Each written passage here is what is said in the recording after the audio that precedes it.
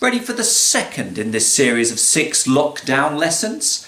In lesson 1, we read the first 3 paragraphs of Penelope Lively's gorgeous novel HeatWave, in which we were introduced to Pauline and her ruminations about her daughter Teresa and 15-month-old grandson Luke. We considered the complexities of the narratorial perspective, how, in some ways, Teresa and Luke represent other mothers and sons across time, across history, across fiction. We also considered the use or overuse of adjectives.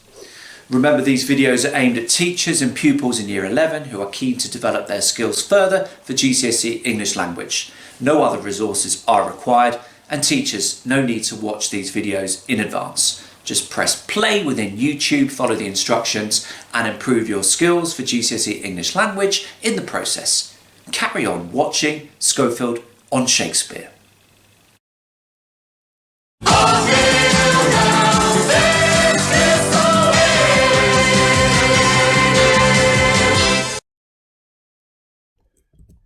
So in these videos, I use consecutive extracts from Penelope Lively's HeatWave, partly in the hope that you may go away and read the novel in full. Current price on eBay, a snip at £2.02 including postage. Anyway, let's return to chapter 1. Make sure you have some paper or an exercise book ready so that you can complete the short written tasks. We're about to learn more about the adjoining houses inhabited by Pauline on one side and daughter Teresa, son-in-law Maurice and grandson Luke on the other. World's End is itself something of an archetype and as such is unreliable. It is a grey stone building set on a hillside somewhere in the middle of England. The stone is weathered. The hill behind reaches up to a crown of trees, which are a delicate tracery against the sky. Adroitly photographed, it could be used as an advertisement by car manufacturers. You need one to get there. The bread industry. There grows the good healthy wheat. Or those who operate the tourist trade. Come with us and you too will see such scenes. The building appears to be locked still into the early 19th century. A terrace of 3 two-storey cottages with attic dormer windows, constructed of stone dug from a quarry a few miles away, and roofed with stone slate, also of local provenance. There it sits, tucked snug into the fields. It could have simply grown of its own accord, you feel, made from the very bones of this land. It is an emanation of a time and a place. The truth is, the World's End is suspended in this landscape like a space capsule, with its machinery quietly humming, its computers, its phones, its faxes, its microwaves, its freezers, its televisions and videos. World's End, in fact, is nicely disguised like one of those turfed over bunkers kitted out as command posts in the event of nuclear attack. The building has been gutted. 3 dwellings are now 2, with nothing left of the original construction but windows, fireplaces, a few oak beams and a staircase. The front door of the left-hand larger cottage, now used by Teresa and Maurice, opens straight into a big open-plan kitchen.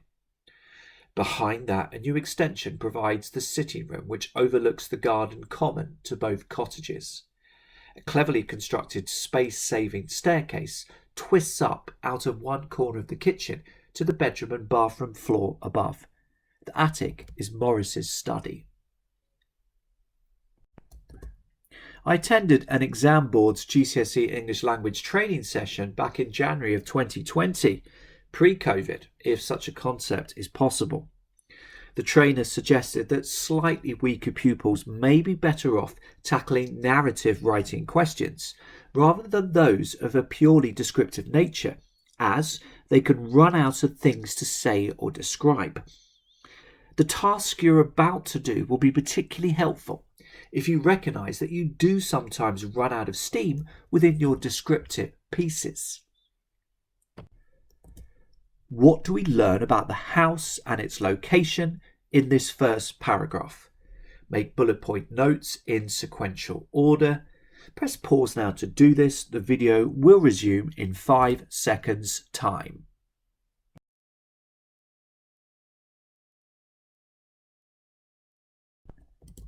Putting to one side the sentences about how it could be photographed in order to sell certain products and places, I have managed to come up with 8 bullet points which give details about the house and its location. It's not easy to write in so much detail about a single thing or place, but it really helps the reader visualize your setting. And so, have a go now at writing your own paragraph describing your house. Include details about type, materials used in construction, what immediately surrounds it, as well as what can be seen further in the distance. Press pause then to get cracking.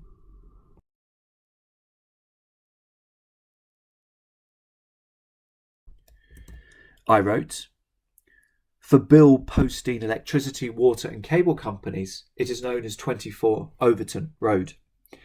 I prefer the comforting, soul-warming term of home. It is nothing particularly to look at. There are very few striking differences from 22 and 26, and that is how I like it. An estate agent might make reference to the large glass windows, open plan design, and the quantity of double bedrooms, 3, if you're interested. He or she might also point to the presence of an ensuite bathroom for the master bedroom, and the fact local amenities are a mere 5 minutes walk away. These include a Waitrose, which invariably induces gasps of joy from snobs and food connoisseurs alike.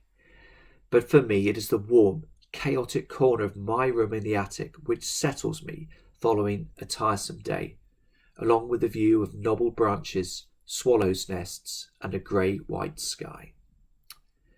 How do I try to interest the reader within this paragraph and create some kind of atmosphere? Well, there's the use of contrast between the public face of 24 Overton Road and the personal. There's the defiant conversational tone using the first person, in which pride is taken in the house's ordinariness. There's the cynical reference to how some people respond to having a Waitrose nearby, using more complex vocabulary such as induce and connoisseurs. There's also the wide range of punctuation. Note the cynical inverted commas around connoisseurs, which suggests a degree of scorn or mockery. Note also the confidential brackets to clarify the number of double bedrooms. There's also the dashes to give additional information about the attic and in particular the view from the window. In Lively's shorter second paragraph, she uses 2 similes. Can you identify these now and write a short paragraph about their effect? This is a typical GCSE English Language question. In the OCR exam, for instance, you're asked in question 2 of paper 2 how the writer uses language and structure, whilst in AQA paper 2 question 3, you are asked how the writer uses language to describe a particular thing. So press pause to explore these 2 similes and their effects in detail.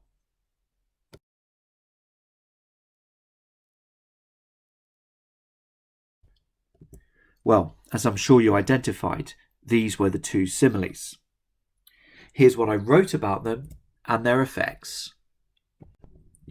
Lively suggests that the house may seem twee and traditional on the outside, but on the inside it is packed with technological gadgets. The simile, suspended in this landscape like a space capsule, implies that the house is remarkably self-contained from within. Those living in space capsules typically need to stay inside for an extended period, and so must have everything they need. They also find themselves surrounded by very different alien environments. Thus, the overall impression is that the house, or rather the technological processes possible within the house, clash and jar with the enclosing beautiful landscape. The idea of a deceptive appearance is furthered through the simile which compares the house to one of those turfed over bunkers kitted out as command posts in the event of nuclear attack.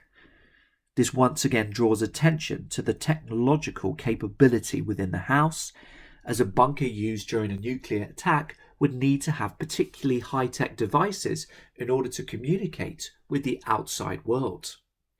However, the simile also emphasises the fact that it is impossible to work out from the outside what the house is like inside. Just as you can't tell that a bunker lies beneath a simple lawn, you would have no idea that World's End could contain such a battery of electrical devices.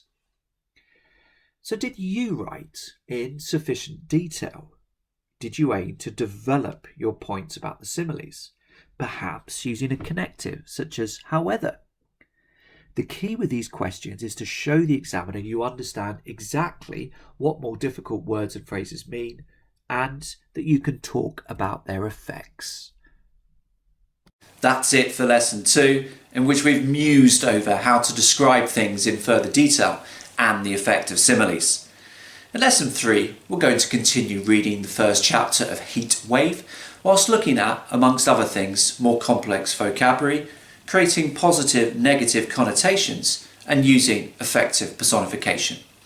Many thanks for watching.